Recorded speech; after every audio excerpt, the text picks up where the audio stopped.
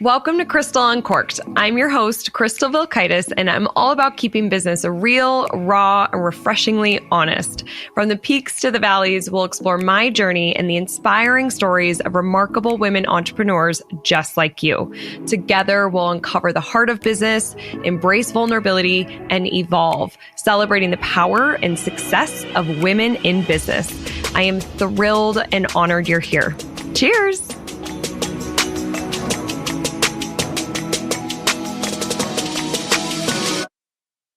Welcome back to Crystal Uncorked. You know, they say don't meet your heroes.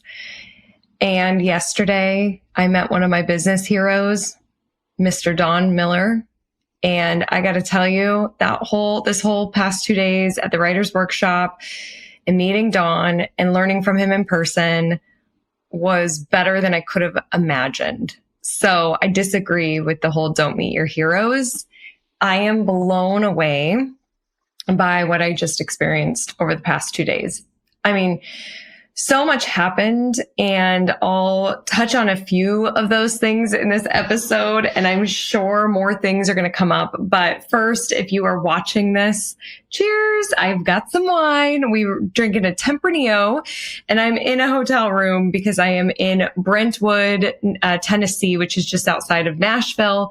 And if you don't follow along on social media, then let me catch you up. I went to a writer's workshop hosted by Donald Miller yesterday and today, and it was at his home. There's like a carriage house that's an event space in a property that is up the hill from his house. Stunning property. And there was about 20 of us there, all looking to write our first book. And I am I was excited about my book before going to this. I am even more excited. I feel like I am so in the right, I'm aligned. I feel like the idea is right. It's exactly where I need to be based off of everything I learned. I got such a great formula to help me really write this book and write it well. You know, the whole thing is writing a good book, something that's easy to follow, that people get value from.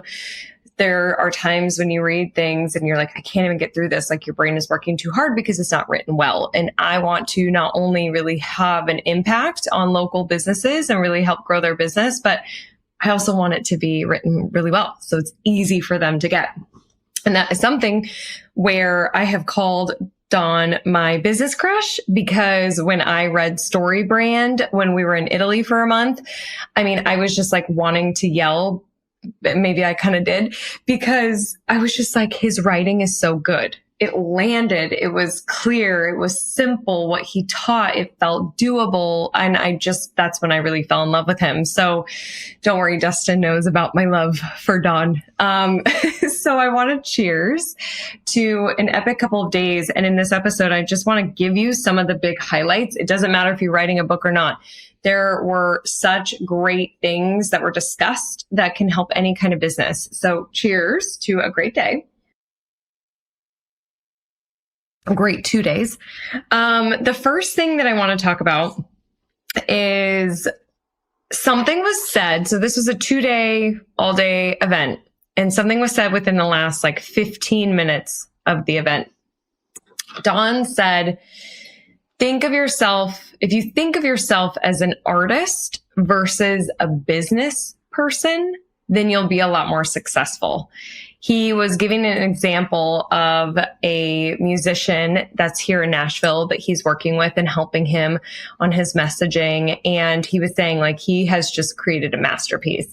This guy is a singer-songwriter, has just created a masterpiece, and he's doing something different. He is selling this album for $99. He's not putting it on Spotify or, releasing it as a download. You have to buy it, privately, I'm assuming, for $99. And that is kind of newsworthy. So he's going to be on podcasts talking about why it costs that much.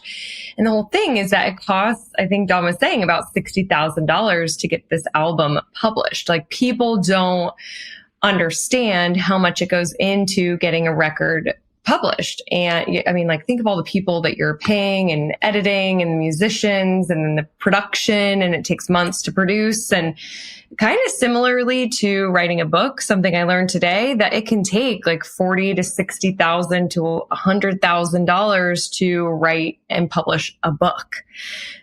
I wasn't expecting that, so I definitely have to kind of think creatively on how I'm going to be publishing this book, but because I do feel like I'm going to need about $40,000 minimum to publish it, but that's a whole nother thing.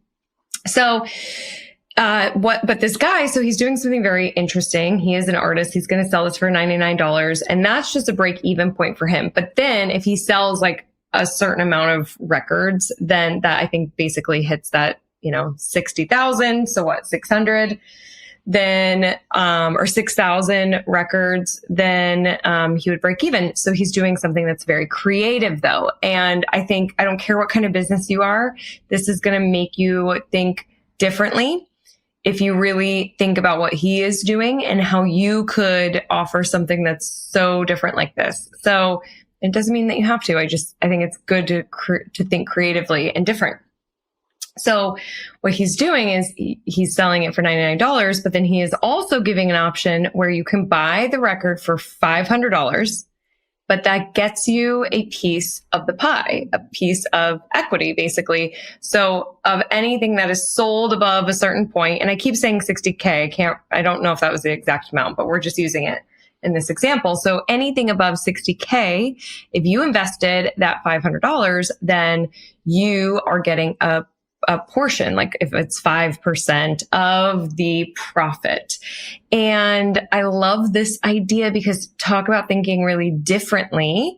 And when you have passionate, raving fans, they want to be a part, and they have an opportunity to make some money based off of your talents.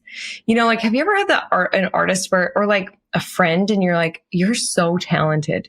Like one time, my dear, one of my dearest friends came up to me, and he had come into some money, and he was trying to figure out what to do with the money.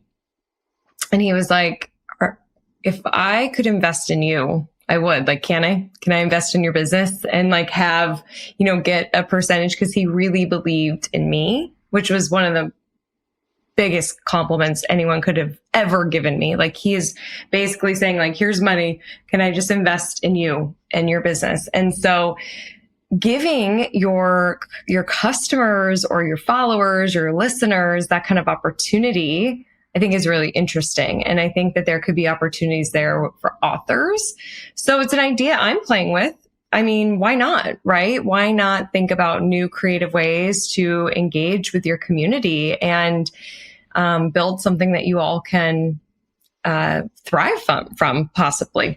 So that was really neat. But thinking as an artist, if you put that filter on while you're looking at your marketing, your business model, your structure, how you connect with your customers and your employees. And I just think that it really can give you a different perspective, and it might help you solve problems better or faster or in a very unique way that people aren't doing today. And I just feel like that's something I've been thinking a lot about in my business, is how can we be different? I'm like sick and tired of the same type of marketing and the same kinds of emails and the same kind of launches. And maybe I'm missing an opportunity, because I sat with some people today where it's still working really well for them. They've got an ad and you opt in and you get the lead magnet, and then you go into the emails and then you buy the course. And that's really working for these people. It just hasn't for us. And I'm kind of bored of it. And it's just like, the same kind of thing. So anyways, obviously I like to do a lot of tangents here on Crystal Uncorked, but I do hope you're finding value out of this. I think it's great when we can think creatively and differently. Then another thing that Don said, somebody asked, like, how do you structure your day so you actually get the writing done? Because he runs a multi-million-dollar business. He has a family. He has a 2-year-old. He has written several books, and it's really a process. And it was all about routine. He's like, I wrote it down. I don't know exactly how he worded it, but he said something like, I don't think about it as I'm writing a book and I need to sit here and write a book, you're creating a writing routine. And you're a writer. This is what you do every day. And so he said 3 to 5 times a week, or 2 to 5 times a week, he will go to the same cafe, sit at the same table, have the same thing for breakfast, have the same drink. And then he sits there for 2.5 hours and he writes. And it's a routine. It's something that he has trained himself. And this is how he writes his books. He'll also sometimes work on keynote presentations or some marketing copy, but his team really does most of that. But it's about the routine. And he said, you don't stop once the book's done. You then go right into writing the next book. It's like a part of you. You're just a writer. This is what you do now.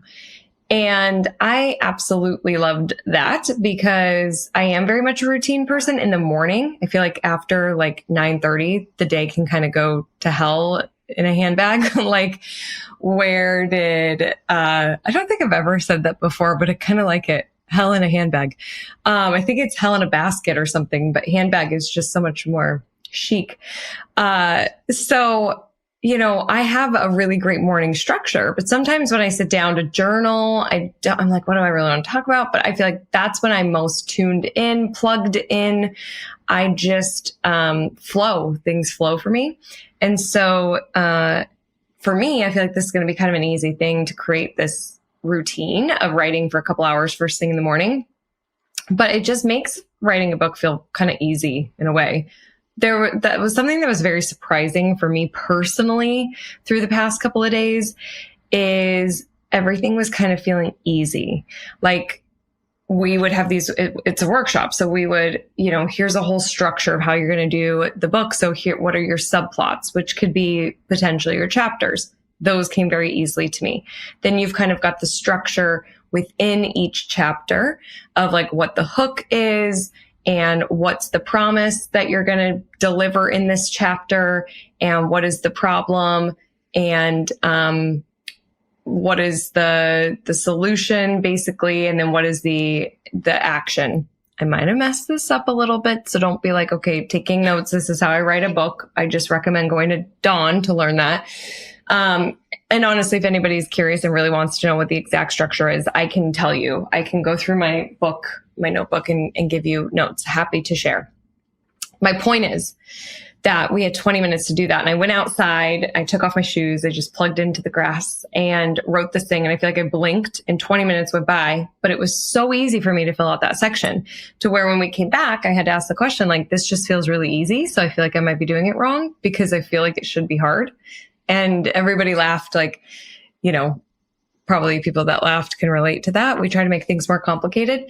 I think that I have something that I know I've been teaching for many years. It is a different angle though. I'm really excited for the freshness of this angle. I have a lot of people's stories to tell that I'm really excited to tell. And so, why wouldn't it be easy? Like, let it be easy.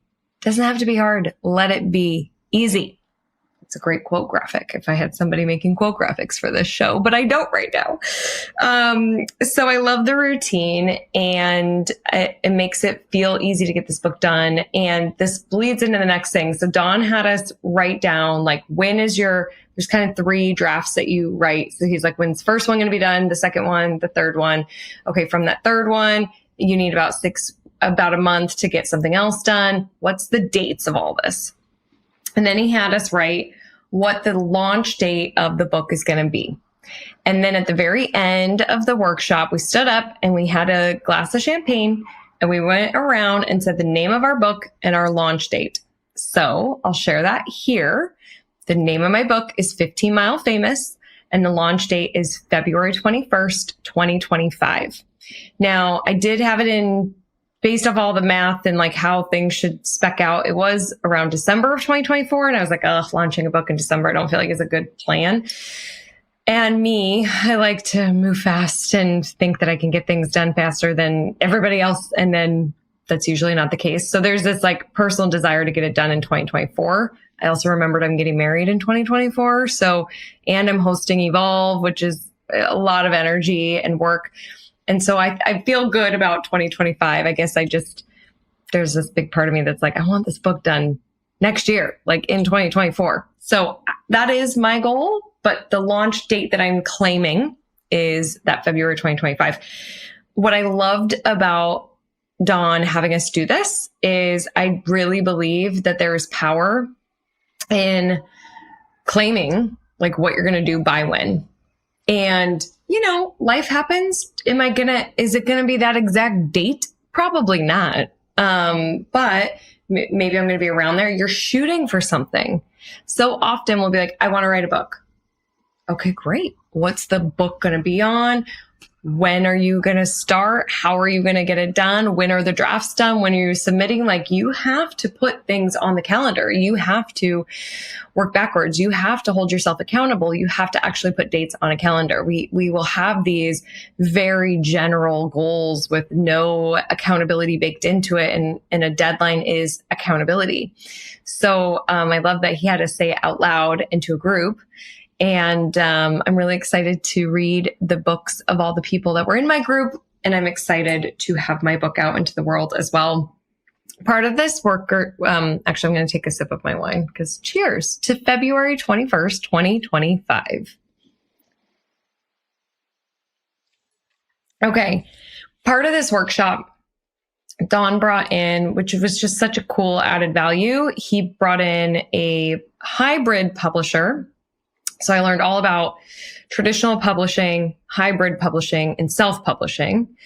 And then he also had his literary agent there, like a book agent, and really interesting to learn from them and just understand that side of the industry and, what your options are and what people will do for you and what you still need to do and what the cost is for things. Like, it was a really great part of the workshop. And something that they all said is it's like, you have to be authentic. You have to have your authentic view on whatever it is that you're talking about. Like, nothing is original, but you still have to have like your personality has shined through. You have to be your authentic self. So don't get too caught up in like what else is written out there or how other people sound or whatever. Like, you really want to be your authentic self. And I'm just saying this sounds like duh, right? But you might be driving or working out or walking or something, listening to this being like, yeah, obviously. I think people forget it though. And it's exactly what I teach with social media. Like, you just got to be you. I think that sometimes when there's a camera on us or when there's a pen in our hand or we're creating content, we think we have to be a certain way. We think that we have to be funny. We think that we have to be professional. We think that we have to be like my competitor or somebody that I aspire to be. And we will lose our own tone, or we get afraid to share our own opinions on how things are. And really, we get afraid to be vulnerable and tell our stories. But that is what makes us authentic. That is what makes it interesting. That is what makes it different from anything else. And people crave that kind of entertainment and inspiration and realness and something that they haven't heard before or seen before. And so this is just another reminder that really validates the fact that you need to be authentic in your content, and you have to show up no matter what kind of channel it is. If it's a book, if it's social, if it's whatever it is, you've got to be authentic. They also talked a lot about the power of your platform. And this part makes me nervous a little bit. I don't have a large platform. They really want, the first thing they do is look at people's social media. And I find myself kind of beating myself up a little bit on this, because it's like, well, you teach social media and you only have, 5,000 Facebook likes and about 5,000 Instagram followers, and your personal brand only has like 1,300. And I mean, that's so small when they're looking for people that have about like 1 million, and it's like, I may never even get a quarter of that.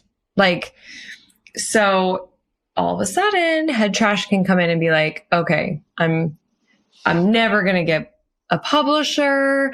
And then you start feeling like, well, then if I don't have a publisher, then you don't have distribution. And then if you're self-publishing, then you have to get distribution and you have to sell books, but I don't have the platform. And then you're like, oh my God, what am I doing? Is this all for nothing? And there is an expense, and like, you can spiral. Oh my God, I just have to share something. I'm sitting in my hotel room and I can look out on a parking lot, and this couple, they're all dressed up. They look so beautiful. And the man opened the door for her. Good job, man. That made me so happy to see. You don't see that very often. I'm glad I got to catch it. Anyways, what are we talking about? Platforms. So it kind of also goes hand in hand with what I teach at Crystal Media of showing up, of building your audience. The more people that you can reach and connect with, the more people are seeing your content, the more people can come to your events, they can come into your store. The more valuable of an asset you have if you want to sell your business, there's just power in numbers. Now you want these people to be quality versus quantity. They really need, and this is something I kind of wish I would have asked, actually, hindsight looking back. I wonder if they look at actual engagement. Are they being like, oh, this person has 1 million followers, but their posts get hundreds of likes versus thousands of comments and tens of thousands of likes. Because, you could buy and build up this fake profile and be like, look, I have 1 million, but are people actually engaging? They must look at the engagement, but everybody was talking about size versus actual engagement. So there's that. But the power of just having an audience and growing a list and growing a platform is obviously important for authors and for you to get published and have an audience to market to, but obviously for your business as well, to really connect with your people. And they just talked about platforms so much. So if you are thinking about writing a book, that was a big takeaway for me. Build your platform. And this could also be your email list. Dawn gave us a goal of having 500 to 5,000 people on your email list. And these are really engaged people. So we have over 5,000 people on our email list at Crystal Media, but I would say there's only about 2,500 or so that are actually engaged, really engaged and open every email. So I would like to work harder at that and getting more people in there.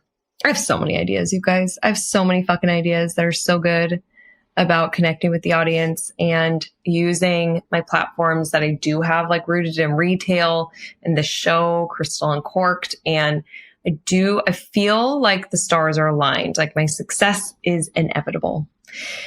And I have to tell you something. Me thinking about saying that just now, I was like, ooh, do you want to say that? Because that kind of sounds like you have a big ego. And I said it anyways, because I really do feel that way. And I'm not saying it from an ego place. I'm saying it from, I know that I have a lot of value. I want to show up in this way. And I really think that I'm onto something here and can really do it. And I believe in myself.